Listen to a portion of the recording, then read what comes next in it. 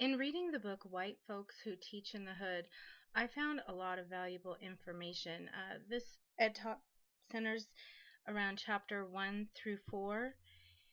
The entire book was kind of packed with information about how to harness positive energy, how to give accountability for tests, homework, and discussion without the instruction being biased. I really feel that the author described what it is to actually have an unbiased classroom that is free of all judgments for every student.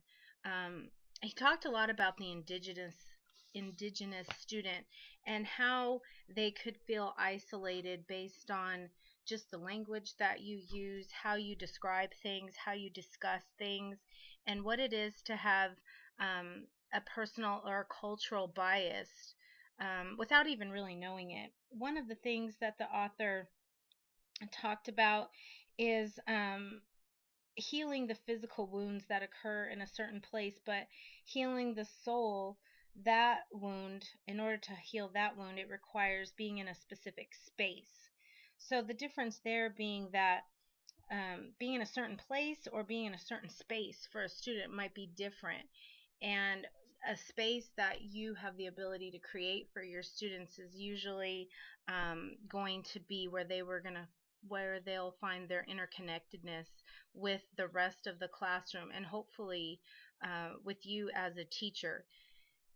If they can't assimilate with you, if the students can't assimilate with you in some way, or you can't be relatable in some way, they're not going to open up to you. They're probably not going to discuss anything in class with you because the trust factor isn't there. And the feeling that they might be judged is going to come through in your questioning, in verbal discussions, as well as possibly on your test. So, this is going to prevent academic success. And what we're trying to do is not only breed academic success, but cultural success. So they know how to assimilate, these students, all students, know how to assimilate into a community, which is the most important.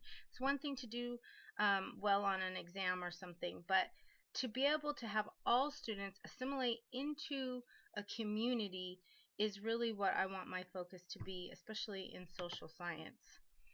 The part of the book that talks about the reality pedagogy I think is really unique because it presents a perspective for all students to be able to take ownership of their education through their language, through their culture, through their gender, their class, their race, just their ability to have some pride in what they're learning.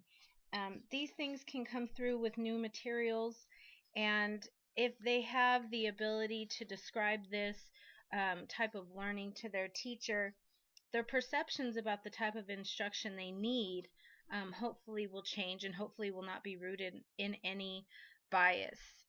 Ineffective teaching and standardized exams sometimes doesn't equate to success on any of these exams for students. And when you harness their ability to have them have a little bit of pride in their education and instruction, there's a little bit different feeling with a student. So the other part of this that I thought was so interesting is the educational ciphers that the very perceptive teacher was looking for one day, or came across one day.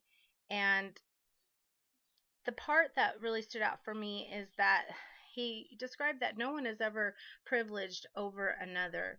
And having that be the content that they come away with really indicates to me that students are going to learn the very valued judgment of giving respect in order to first get respected, or get respect from others.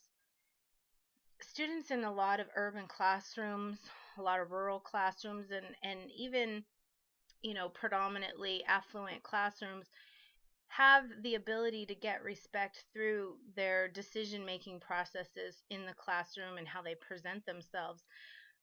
Far too many students don't get the opportunity to present themselves at all.